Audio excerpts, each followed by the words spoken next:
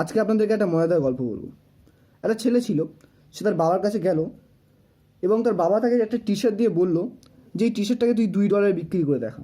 তো ছেলেটা রেলওয়ে স্টেশনে গেল এবং 5 ঘন্টা কষ্টের পর টি শার্টটাকে $2 বিক্রি করে দিল।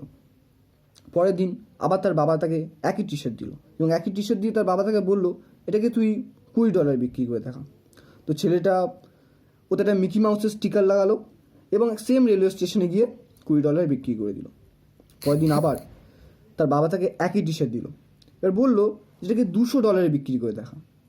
তো ছেলেটা কী করলো, সে জায়গায় একটা সেলিব্রিটি আসছিল, সেই সেলিব্রিটিটার কাছে গেল এবং একটা অটোগ্রাফ নিল এবং সেই দিন সেই টি শার্টটাকে সে $2000 বিক্রি করলো।